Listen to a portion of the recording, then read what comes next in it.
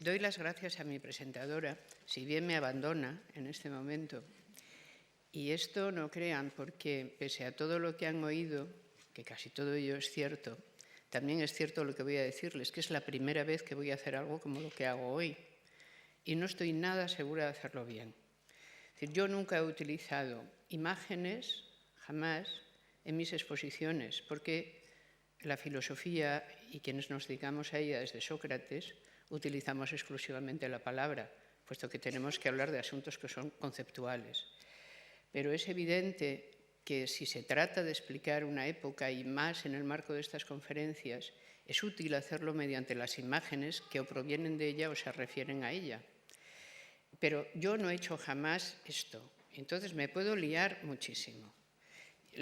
Se lo digo por adelantado porque si se empiezan a producir caóticos acontecimientos, yo les pido su benevolencia previa, ¿no? Por si esto llegara a ocurrir, porque no sé cómo puede ir. Jamás he hecho algo así. Yo voy a empezar por eso, que es claro. ¿Por qué el paisaje moral del barroco? ¿Por qué el título?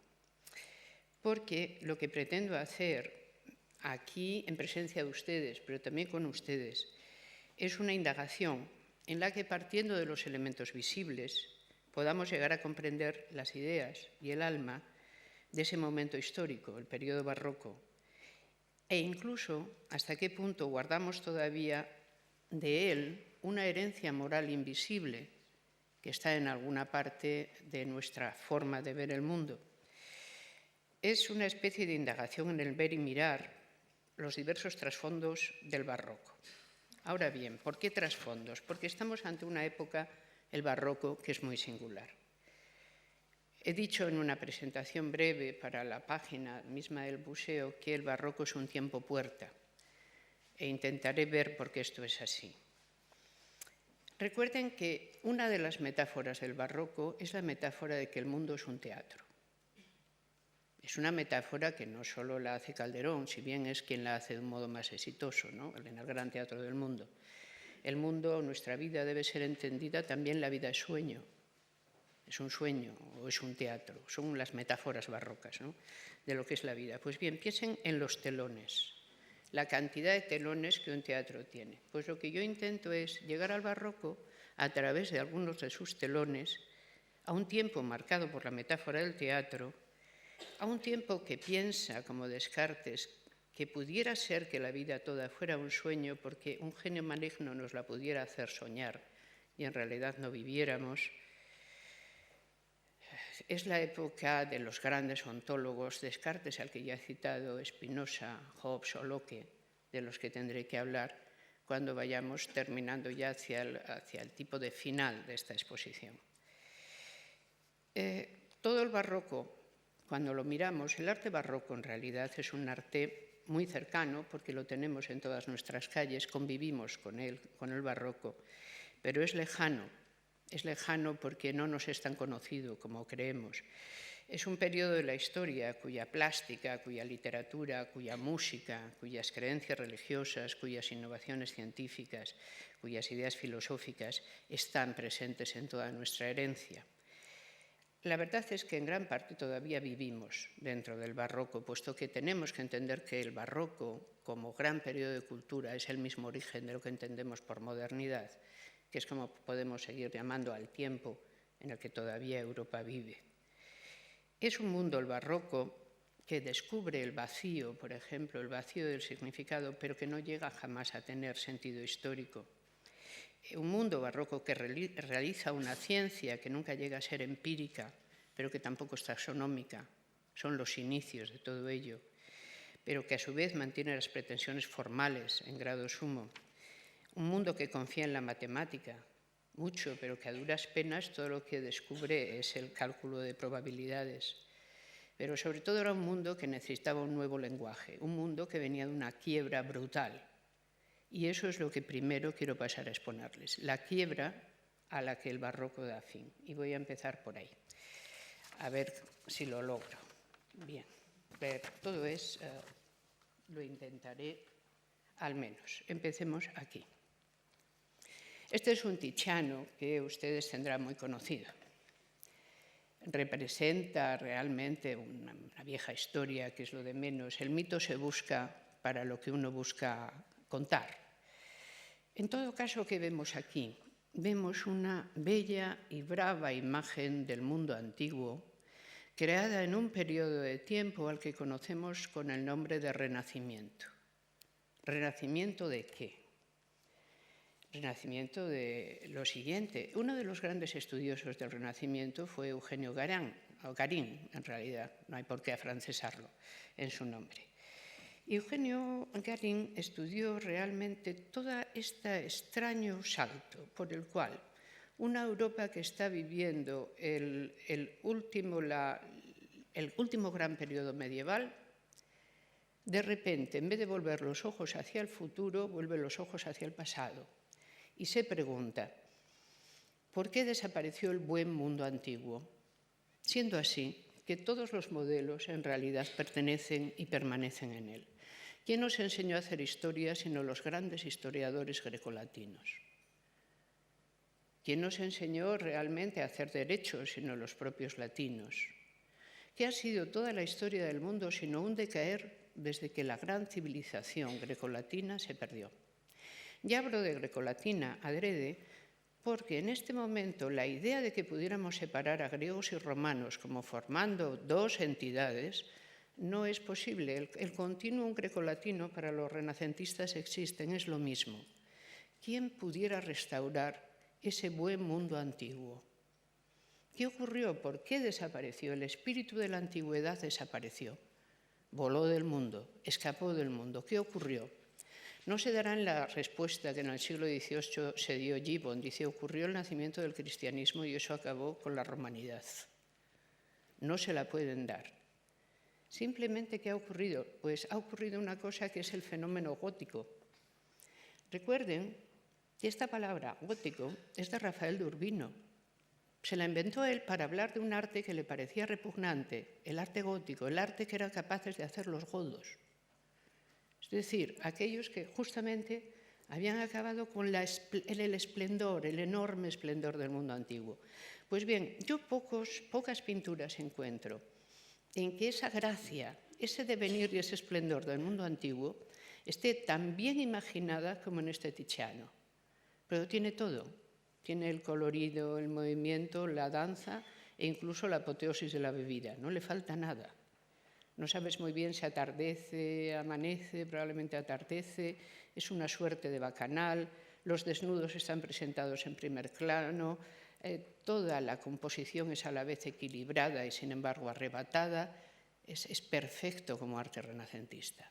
Este es el mundo, piensan los renacentistas, que hay que volver a recrear.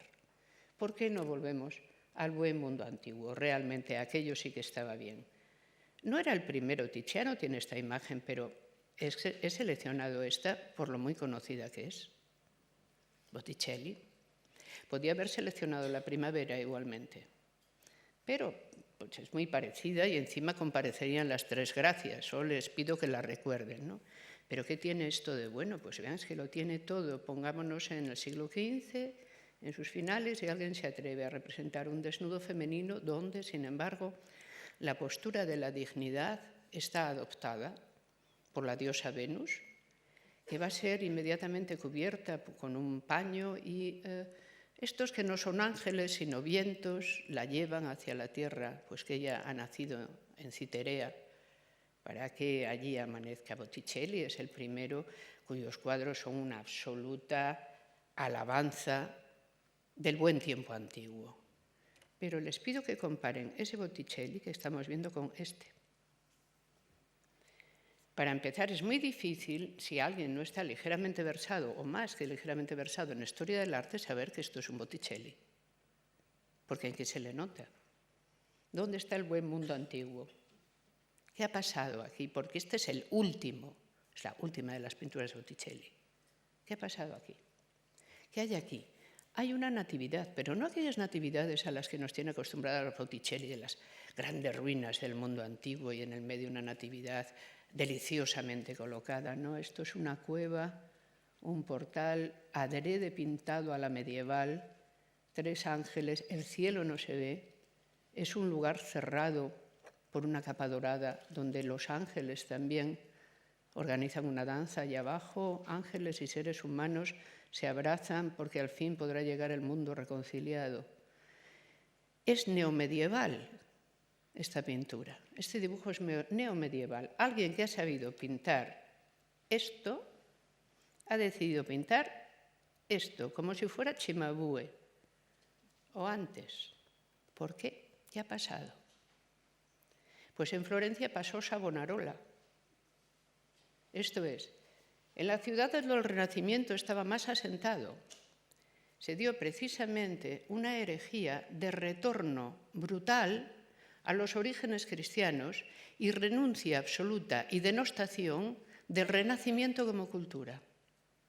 ¿Qué pasaba? Realmente pasa una cosa. La renacentista es una cultura sumamente elitista que no llega jamás a impregnar a la gente corriente.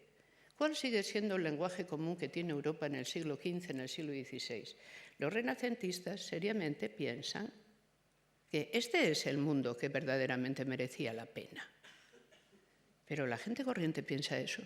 O más bien la gente corriente piensa que después de todo el único mundo que tienen en común es el lenguaje común, moral y simbólico de la religión cristiana, que es su lenguaje compartido, su lenguaje de símbolos compartido. Probablemente eso es lo que ocurre y el primer toque de alarma lo da Savonarola en Florencia, porque que la ciudad que tiene el Renacimiento más fuerte sea aquella donde concurre Savonarola, se acaban prohibiendo las tablas, los cuadros, cualquier tipo de imagen, incluso parte de la música, y se acaba haciendo un tribunal de investigación sobre la moral privada, con unos guardias de la moral por las calles, patrullando para ver si la gente se comporta como debe, debía dar idea a las gentes de que el Renacimiento no estaba siendo una cultura compartida, que había algo ahí que estaba distorsionando la percepción. Pero todavía el Renacimiento nos da imágenes como esta, de cuánto hemos disfrutado, ¿no?, cuando apareció esta sarga. Esto es maravilloso. Tiene ya una ligera crítica, pero al fin y al cabo son ciertas imágenes de que las fiestas, los excesos báquicos de la gente, la plenitud de la vida ciudadana, todavía hay algo de eso. Mas vamos a ver esto. Aquello que había sucedido en Florencia, ¿qué sucedió? ¿Qué sucedió en el norte de Europa?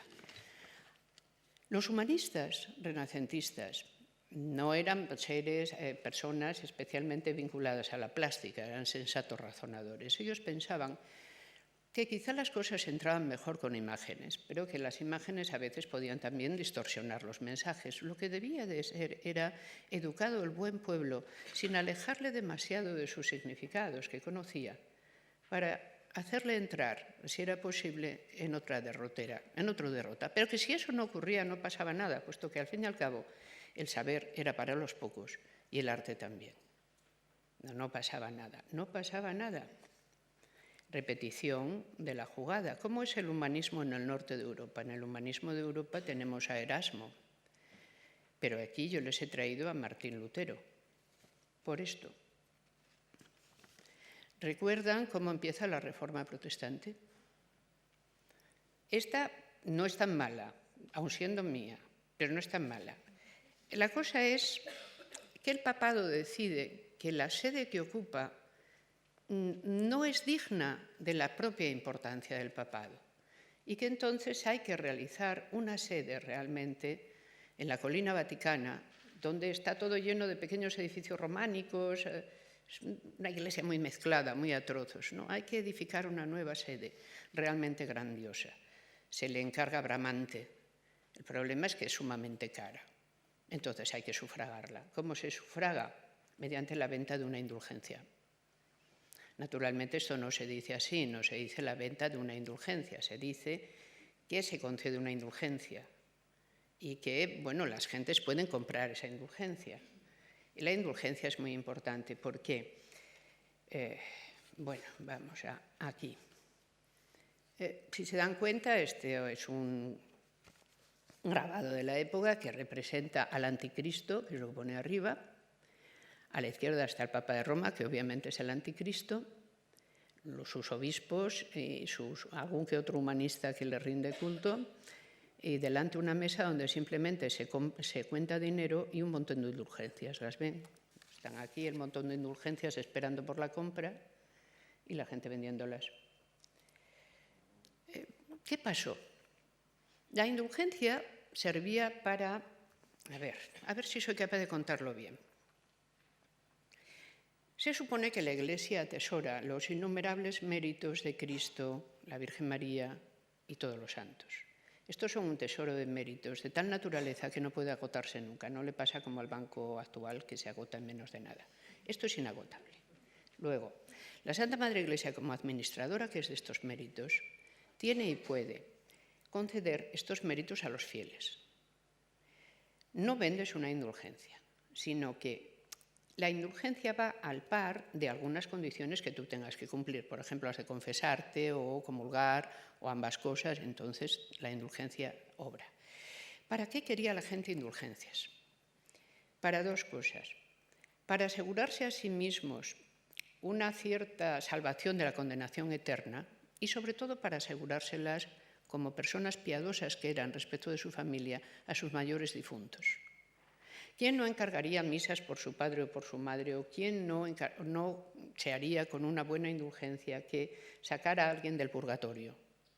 Porque en el purgatorio se podían pasar infinitos años de un sufrimiento que era igual que el del infierno, solo que no tenía final. Entonces era bueno, era un acto de piedad conseguir la indulgencia. Naturalmente se puede esto contar incluso con tanto cuidado que no parezca lo que es. El problema es que la mayor parte de los que vendían indulgencias tenían muy poco cuidado. Es decir, el que vendía la indulgencia se la vendía a su vez a otros que la repartían e iban por pueblos, aldeas e iglesias y vendían las indulgencias directamente. Si ustedes recuerdan, en el Lazarillo hay uno que vende indulgencias y hace milagros allí mismo para que se vea que son buenísimas.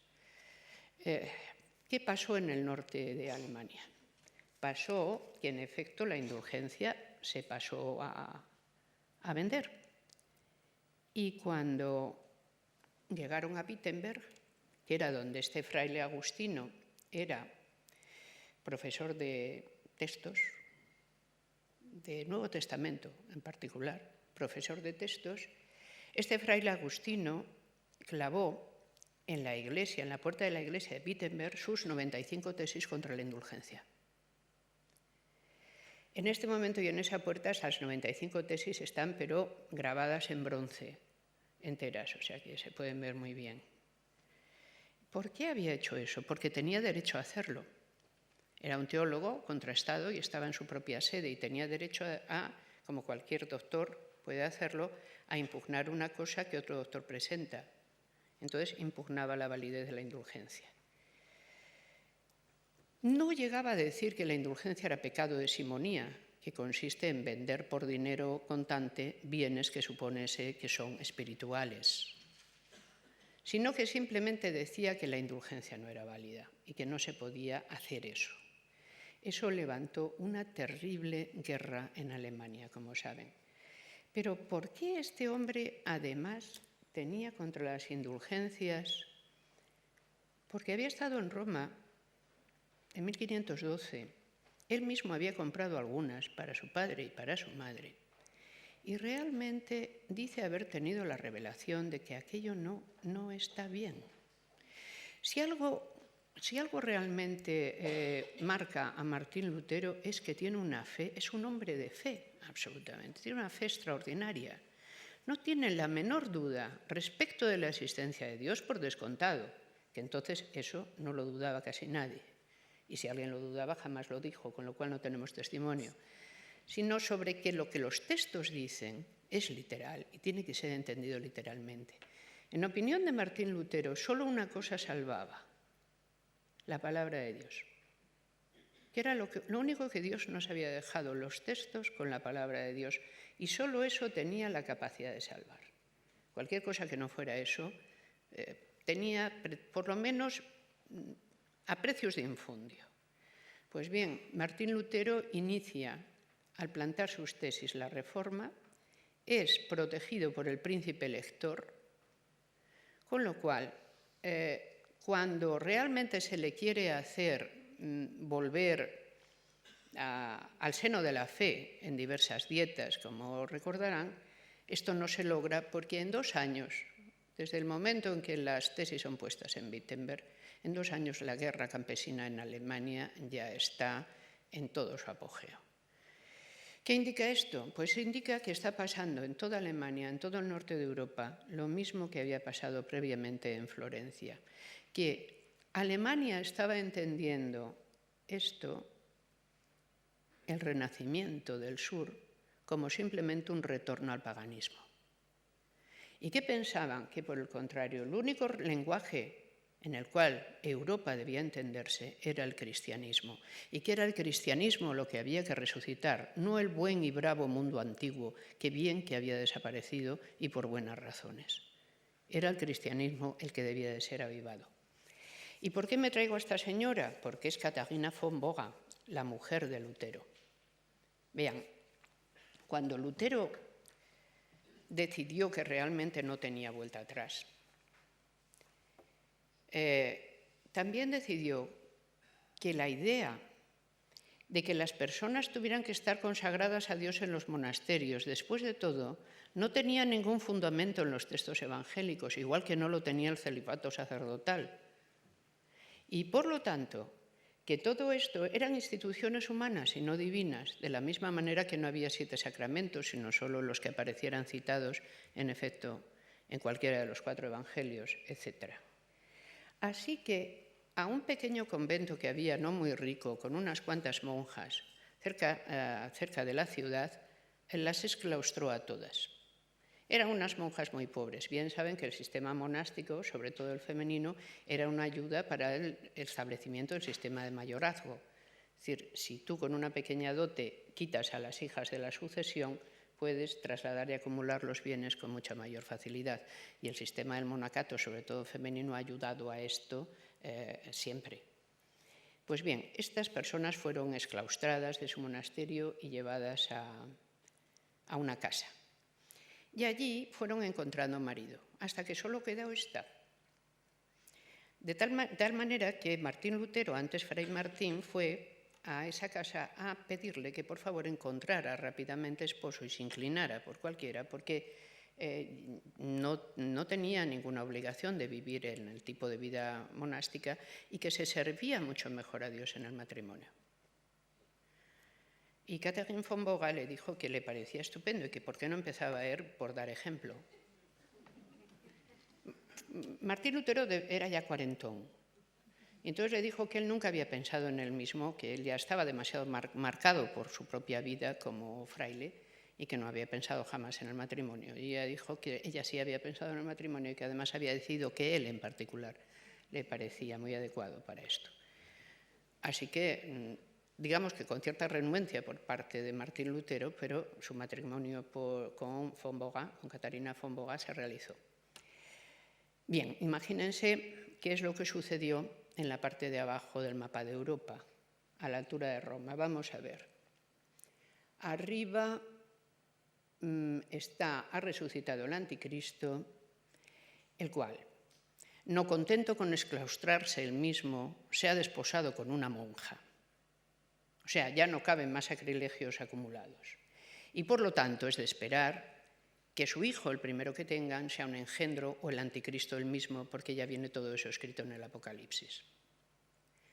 Martín Lutero y Katharina von Bora tuvieron 6 hijos extraordinariamente normales, no les faltaba nada, ni les sobraba nada, o sea, tenían todo lo que las criaturas deben de tener, y la Reforma siguió adelante bajo el apoyo decidido de los príncipes alemanes, de muchos de los príncipes alemanes. Pero ahora quiero que nos pongamos aquí. Esto es una representación de la noche de San Bartolomé, la matanza de San Bartolomé. Esto es una de las mayores matanzas a las que ha asistido Francia. En una noche, los hugonotes, que habían venido los hugonotes, era la manera en que se conocía el nombre por el que se conocían los protestantes franceses.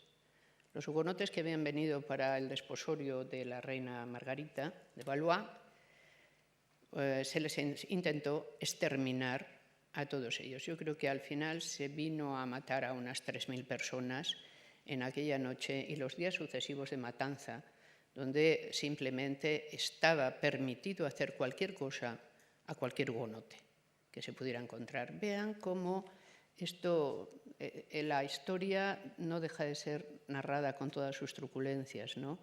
Los cuerpos asesinados, arrastrados, tirados al río, muertos a golpes, la gente que pide piedad o enseña dinero y nada le sirve, la gente que es arrojada por las ventanas, los cadáveres que se apilan. Aquello no se había restringido al norte de Europa.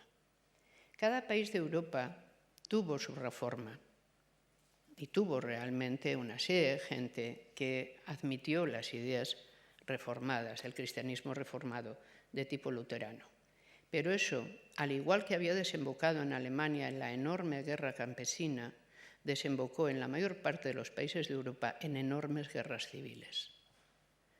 De tal manera que el Renacimiento, digamos, que pensaba evocar el buen y gracioso y admirable mundo antiguo en lo que se vio verdaderamente envuelto fue en esto. He traído mucho Cranach porque, claro, era el pintor de cámara de Lutero.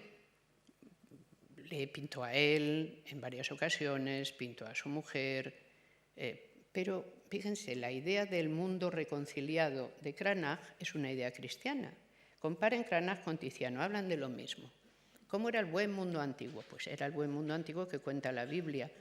El león ya no sale con el cordero, pero casi. Los árboles del paraíso aquí están. La humanidad se relacionó en varones y mujeres con ternura y con amor, pero sin lujuria, etc., porque ese mundo no es posible. Pero este es un paraíso cristiano, no es el de Tiziano, que no lo es. ¿Qué pensaba la Reforma? Que este era el paraíso que era posible hacer en la tierra. Solo hacía falta que la gente se convirtiera en buena cristiana. Esta era una buena cristiana, o eso decía ella, Catalina de Médicis. Fue la responsable de la noche de San Bartolomé. En este cuadro, que por el contrario es del siglo XIX, pero los cuadros históricos del siglo XIX tienen mucho interés, yo creo que su personalidad ha querido ser reflejada por el autor.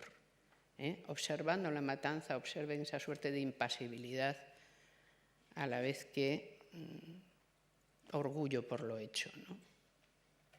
Esto es en lo que realmente desemboca el Renacimiento.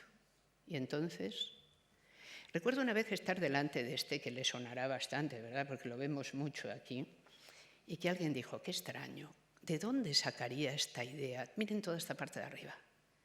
Los asesinatos, las masacres, las ciudades incendiadas, la batalla que no termina. Y yo, con que era inocente, dije, la época quizá en que lo pintó, porque esto era todo el norte de Europa. Las guerras de religión duraron 120 años. Y en muchos lugares la gente no llegó a saber lo que era la paz. Nacía en guerra y moría en guerra y no conocía la paz nunca. De tal forma que empezó a ser un gravísimo problema preguntarse cómo se podía acabar con aquello.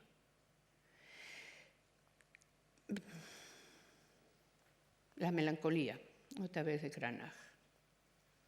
Las batallas, los ejércitos y batallas en el cielo, todo esto, la melancolía, Durero. ¿Por qué estas representaciones renacentistas sistemáticas de la melancolía? ¿Por qué la obra un poco posterior, ya barroca, de Barton, la melancolía?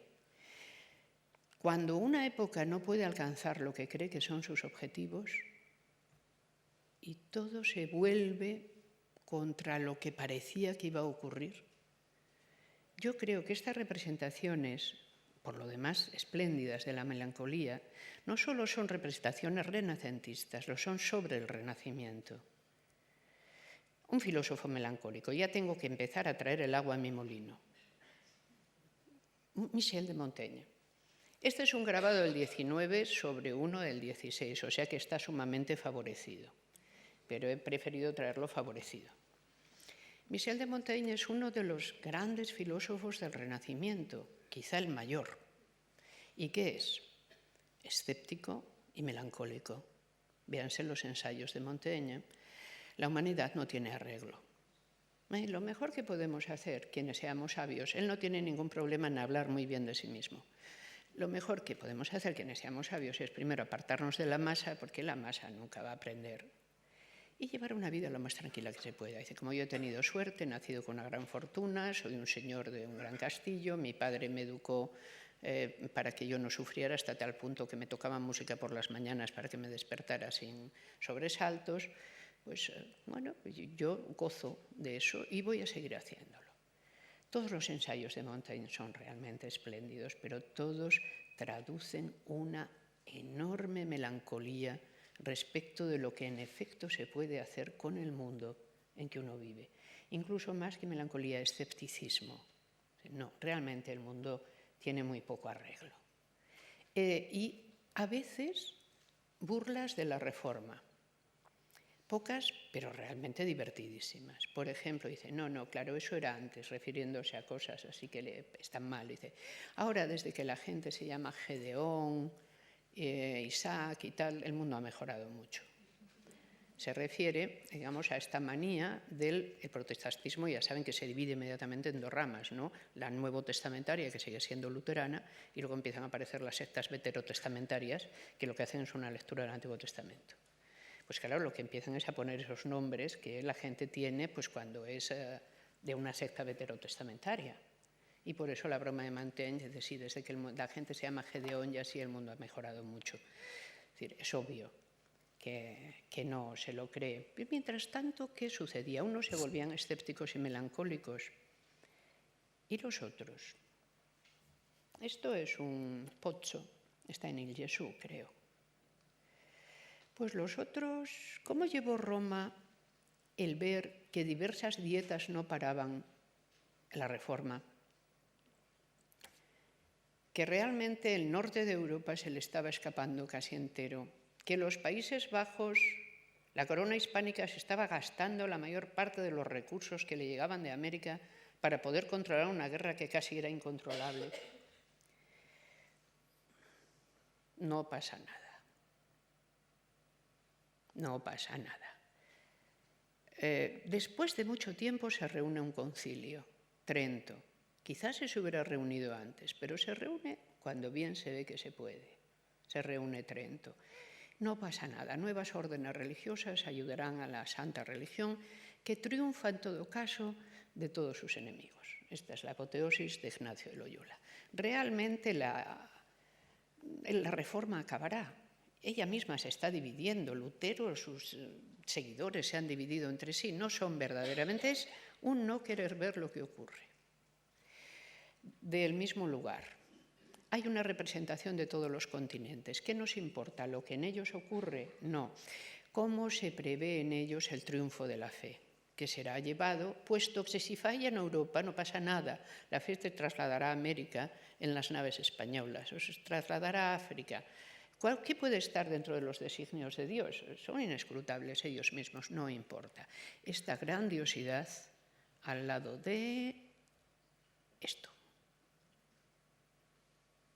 Es extraño, ¿no? A mí me parece extraño. Y ahora voy a traer el agua más a mi molino todavía.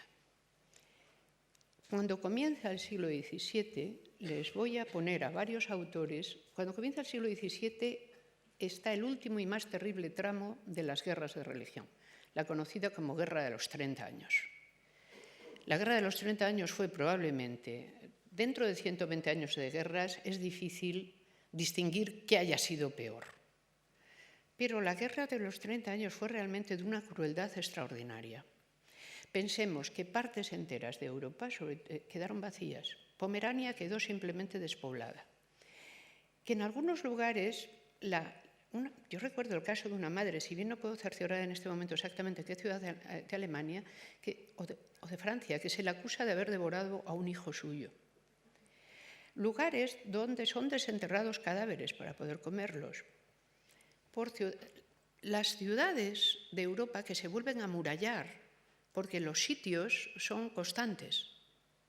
Y sobre todo, un estado geopolítico ya imposible de soportar, donde Francia, que es católica, apoya a los reformados, a fin, por ejemplo, de oponerse a España, que es católica, es decir, donde ya la geopolítica ha actuado de tal manera que no es claro distinguir al enemigo, porque las primitivas razones que hubieran acarreado las guerras de religión ya se han borrado y nadie las recuerda.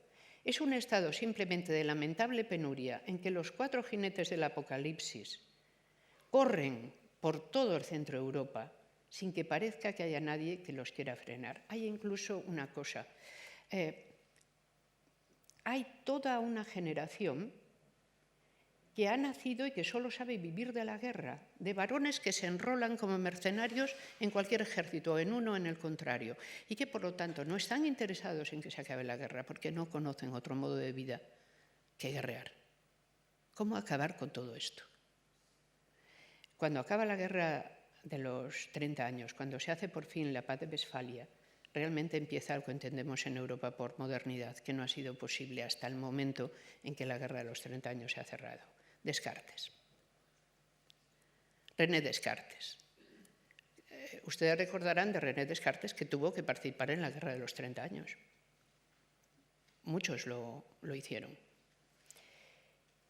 ¿Qué hay que hacer? ¿Qué mundo encuentran Descartes, Hobbes, que tiene y está presente en las guerras inglesas de religión, el Leviatán, Spinoza, que vive en el único lugar que se ha declarado libre de guerra, que son las Provincias Unidas de Holanda y Zelanda, en fin.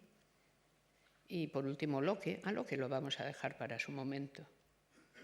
¿Quiénes son estas cabezas?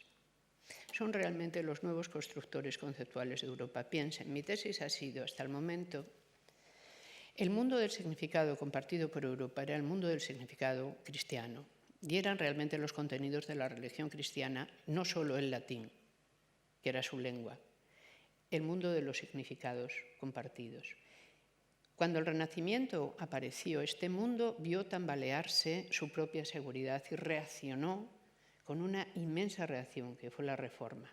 Pero esa reacción fue de tal estilo y produjo una quiebra tan violenta en el propio seno de la convivencia europea que la misma religión decayó. De hecho, cuando acaban las guerras de religión es cuando acaba el fin de la explicación religiosa del mundo y empiezan a plantearse explicaciones alternativas. Y acaba de la misma manera el fin de una inmoderada presencia religiosa en todos los ámbitos del saber. La religión empieza ese proceso que ahora conocemos bien de interiorización, de hacerse algo personal que las personas tienen, pero no abandona o es obligada a abandonar la escena pública. Pero si la religión ya no es el lenguaje compartido, entonces, ¿qué lo es? ¿Es realmente el buen mundo antiguo grecolatino? ¿Quién se acuerda de él después de 120 años de guerras? No, hay que volver a edificar significantes y significados. Y hay 4 grandes filósofos detrás de esa edificación de significantes: Descartes, Spinoza, Hobbes y Locke. Realmente los 4 grandes ontólogos de la modernidad que tienen que hacer lo que hizo el pensamiento en el mundo antiguo. Fíjense, somos incapaces de pensar la antigüedad griega sin Platón y Aristóteles, que son sus 2 grandes ontólogos. La ontología platónica y la aristotélica en nada se parece. Y recuerden el magnífico fresco de Rafael, donde aparecen Platón y Aristóteles y significan sus divergencias con hacia cuando uno señala Platón hacia las alturas y Aristóteles hacia el suelo, ¿no? Una actitud más empirista. Pero tampoco Platón o Aristóteles pueden ser llamados al presente. El presente realmente son Descartes o Spinoza o Hobbes o Locke. ¿Qué hace Descartes? Esto es un trampantojo. Este es del mismo autor de Pozzo que el de la pintura del Gesù que vimos antes, pero este lo realiza en Viena, en la Católica Viena. ¿Esto no parece acaso una bóveda? Y está clarísimo que es una bóveda, no, es una pintura en plano que simula una bóveda. Primera, recuerden, de Descartes, traigan, los que no sean practicantes de filosofía en directo, traigan a la memoria lo que recuerdan de Descartes, aparte de que el hombre, digamos, miraba como poco con una cosa entre despreciativa, precavida e irónica, que esa mirada la tiene. traten de recordar cuál es el argumento fuerte de Descartes. No tenemos por qué admitir ningún conocimiento del que no tengamos una certeza completa. Lo primero que tenemos que tener sobre cualquier cosa es que sea la idea tan clara y distinta que verdaderamente tengamos que admitirla.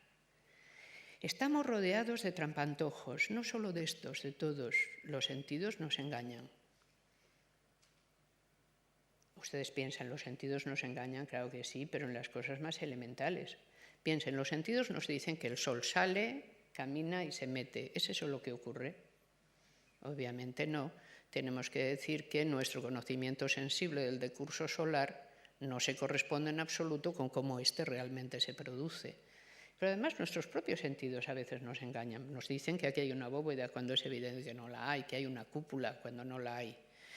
¿De qué nos podemos fiar? Solo de nuestro pensamiento, porque nuestro pensamiento no se equivoca cuando simplemente admite ideas claras y distintas sobre las que no quepa ninguna duda. Que no quepa ninguna duda quiere decir que a partir de ahora pensar consistirá en dudar. Para poder pensar, lo primero que tenemos es que dudar de lo que se nos ha dicho que es una cosa, porque bien pudiera ser un error o un material acarreado por la tradición que no es maestra de nada. Hay que reinventar el mundo completo, de abajo arriba, para volver a edificar un mundo verosímil en cuya verdad podamos confiar. Empezando por los sentidos. Y si ya de los sentidos podemos dudar, de lo que nos dice la tradición, a fortiori, de lo que nos cuentan las viejas historias, bueno, ¿para qué significarlo? Es evidente que también. ¿Qué tenemos que hacer? Un nuevo saber, donde solo admitamos ese tipo de ideas y además que estén convenientemente bien hilvanadas, muy bien hilvanadas. ¿Por qué? Porque en el hilván de las ideas se nos pueden meter cosas que no sean conformes. Descartes es contemporáneo. Él está en la guerra de los 30 años como combatiente. Debió de combatir poco, pero estaba con Hobbes. De Hobbes vamos a hablar de este que es uno de los grandes libros fundadores de Europa y de toda la teoría política, que es el Leviatán. El Leviatán es el Estado. Esta portada es una portada muy simbólica donde realmente vean que la figura del Leviatán, yo venga así, aquí, está formada por personas. Todos esos son pequeños seres humanos, ¿no? Y está dominando sobre campos, algunos feraces, otros menos, y está acompañado por los símbolos del poder a la izquierda y los de la autoridad a la derecha. El Leviatán es el Estado. Esto es lo único que nos salva de la violencia. ¿Cómo salir de la enorme violencia en la que hemos entrado? Concediendo al Estado la única capacidad de detentar la violencia legítima. Es decir, haciendo un pacto que es un pacto de sujeción a la autoridad de uno, que es aquel que gobierna, el monarca, bien sea una sola persona, bien un parlamento, llega a decir Hobbes. Pero este magnífico libro no es solo, digamos, teoría política, empieza por una antropología, y una antropología sumamente pesimista, más todavía que la de Montaigne, donde verdaderamente, voy a citar de memoria, me va a salir fatal, aquella frase dice, sin la vida del ser humano puede ser extraordinariamente violenta, desagradable y corta, ¿no? Si realmente las instituciones no funcionan. ¿Qué es lo que deseamos y lo que tenemos que hacer? Que las instituciones que garantizan la paz funcionen. Eso es lo más importante, puesto si no hay paz, no hay caso de que haya nada. Y todas estas potencias deben estar sometidas al gran Leviatán que formamos todos y que es el que, digamos, desea y procura que exista la paz. Esto es, no puede haber superioridad de la religión sobre el Estado. Ni hay simplemente dos fuentes de autoridad, hay una única que domina todas y todas han de servirla para el único fin manifiesto de que exista la paz, porque solo donde hay paz existe todo lo demás que también deseamos, a fin de que nuestra vida no sea desagradable, probablemente y corta. Spinoza. Este es el más extraño de todos ellos. realmente. Es un ontólogo, es uno de los grandes ontólogos como Descartes. Es discípulo de Descartes, no se vieron nunca, sino que Spinoza estudia a Descartes. Descartes, recuerden, era persona tímida. En un momento dado decide que mejor algunas de sus cosas no las publica. Lo decide, desde luego, cuando ve que Galileo es condenado por mantener sus tesis. Entonces decide que si las tesis de Galileo le valen una condena, no va a ser él quien se arriesgue. Pero con todos sus manuscritos y demás, digamos que circulaban. Y además Spinoza tenía una particularidad, vivía en Holanda. Y Holanda era el territorio donde la imprenta era libre.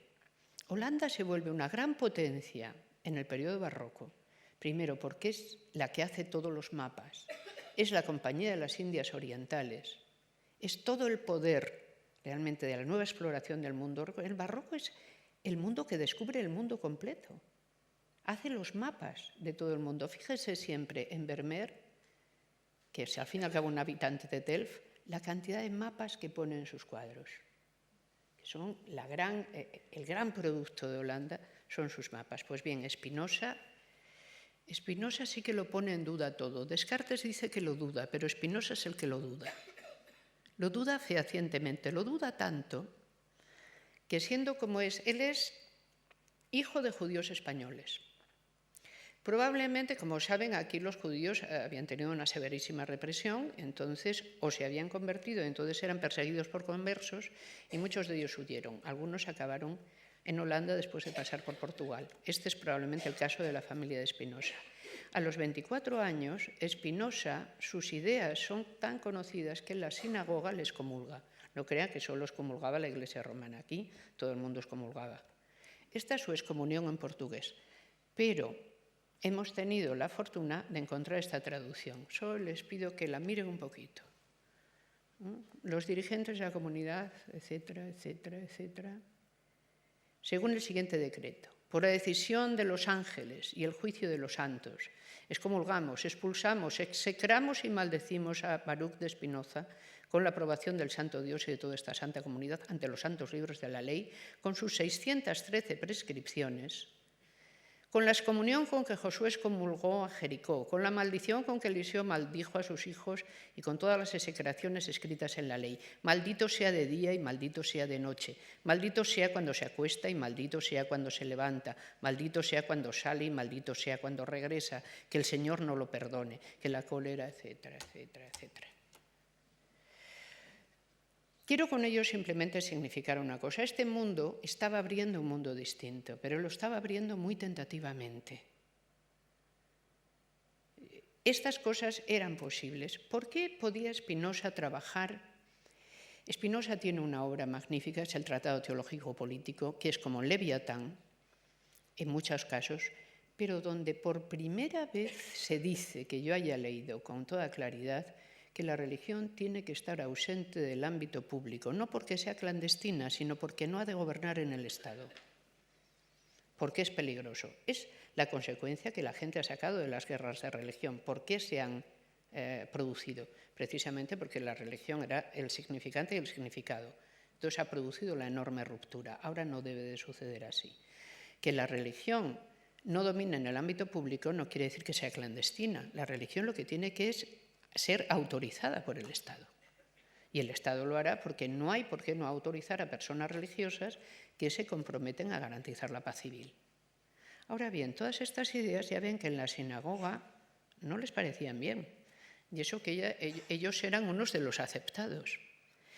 Pero cuando Spinoza decide también que no publicará jamás su Ética, que es su obra más, la que le hace realmente uno de los grandes filósofos modernos, es porque ha sucedido esto.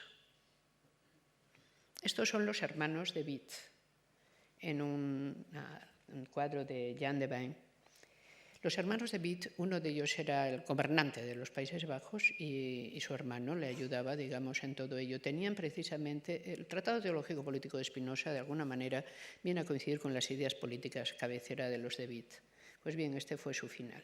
Uno de los hermanos encarcelado, el otro es llamado falsamente para que Es una celada que le tienden para que vaya a verle a su prisión y, por el contrario, la turba se echa sobre él, los descabezan, a uno de ellos, aquí, ven, los evisceran y los cuelgan de esta manera a los que han sido los gobernantes de las libres Provincias Unidas. Nada estaba seguro todavía en aquel mundo. Y por la parte de abajo, pues nada, el triunfo de la fe, que se opone a la herética pravedad, que se la puede ver aquí, francamente flaca, y es como si nada de esto ocurriera. Es muy sorprendente. Esto es simplemente el gran barroco de la abadía de Melk, en Austria. ¿Por qué el barroco puede vivir tan... Este es lo que vamos a pasar aquí. Prometo ser breve porque me parece que no contemplé bien el tiempo que podía utilizar. ¿Por qué no darse cuenta realmente del cambio de época? ¿Qué está ocurriendo? ¿No? Verdaderamente es sorprendente. Piense en lo siguiente. La Reforma es iconoclasta.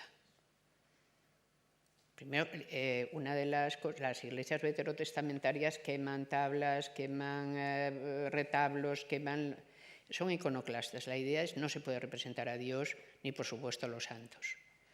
El luteranismo es menos iconoclasta, como hemos visto, pero la representación directa de las figuras divinas, no. Incluso el que la gente tenga nombres, digamos, que sean nombres del propio Nuevo Testamento es una cosa al menos de muy mal gusto. Pero, ¿qué hace la Reforma? Pues lo que ahorra en plástica lo echa en música. Piensen que la gran música barroca casi toda es música reformada. ¿Qué hace por el contrario la catolicidad? Es esta abundancia, sobreabundancia de fasto, la que sigue tratando de ocultar que la Reforma se ha producido y que no tiene vuelta atrás. Entonces, en el mundo barroco yo creo que siempre hay que tener en cuenta que en ese paisaje moral que tiene de terrible destrucción de significados, de destrucción de la convivencia, hay también un arte, que es sobre todo la plástica barroca, que es muy propagandístico. Es directamente un arte de propaganda que intenta convencernos a través de los sentidos de lo que justamente podemos no estar con mucho convencimiento en nuestro fuero interno seguros. Es un arte que intenta imponerse por estos métodos, ¿no? Pero, verdaderamente, ¿qué sucede en el periodo barroco? Que son los países católicos los que empiezan a perder el compás mismo de la modernidad en las artes, en la música, pero en las ciencias, sobre todo, porque los nuevos saberes se gestan fuera de ellos desde y sobre todo que se produce en el ámbito católico la condena de Galileo. Que eso, digamos, deja demasiado estremecida a la gente de ese ámbito como para poder seguir una investigación corriente. ¿Por dónde va a acabar saliendo este mundo? He dejado para el último a John Locke, porque John Locke no tuvo que participar en casi ninguna guerra, tuvo que estar fuera de todas maneras para no padecer alguna. Pero John Locke es el pensador de la revolución, la que en Inglaterra se llama la Revolución Gloriosa. Y se llama así porque se produjo un cambio dinástico, sin necesidad de que hubiera ninguna violencia. Y Locke realmente es el teórico de la teoría política que dice, bueno, lo que tienen que existir son los derechos individuales garantizados por el Estado. No como dice Hobbes, que todo simplemente demos al Estado todo, no, el Estado en tanto que nos garantice derechos que son inalienables, que es el derecho a nuestra propia libertad individual y que todos somos iguales. Y ese icono horizontal es el fundador de la teoría política moderna, junto con Hobbes. Tenemos a un Descartes que encontraría su continuidad natural, si lo miramos como ontólogo, en una ontología discreta, recuerden los ejes de abscisas y ordenadas, las ontologías discretas, nos llevaría casi a mantener la misma ontología que Locke, y a un ontólogo mucho más holista, que es Spinoza, que mantiene realmente una ontología muy similar a la de Hobbes. Y con eso se nos acaba el siglo y se nos abre otra puerta a ese otro siglo que conocemos como Ilustración, donde realmente estas ideas barrocas se van a desarrollar con la potencia enorme que ya le conocemos a las ideas ilustradas. Pero yo en esto me fío de Paul Assart, el gran conocedor del pensamiento barroco, que fue desde luego quien primero afirmó: la Ilustración es ciertamente, probablemente, el lugar del que venimos y es el movimiento innovador, pero las grandes ideas de la Ilustración han aparecido todas antes, en el periodo barroco, y hay que buscarlas en los grandes filósofos barrocos. Muchas veces no aparecerán con mucha claridad porque el mundo en que viven todavía es muy duro y muy complicado, pero allí están. Así que con esta imagen reconciliada podríamos acabar, sino que yo he traído esta Holanda porque la tenemos aquí, en nuestra sala de holandesa, y quiero recordarles hasta qué punto vivíamos en otra dimensión, porque Judith, que es Holanda, lleva la cabeza de Holofernes, por supuesto que es la malvada, sospecho, corona hispánica que ha querido acabar con las libertades, pero durante mucho tiempo no llevó esto, llevó un jarrón azul. Esto ha sido sacado después, simplemente esta señora, con ese aire tan misterioso y a la vez tan grave de que está haciendo algo muy importante, portaba un jarrón azul. ¿Por qué se lo toma tan en serio llevar un jarrón azul en las manos?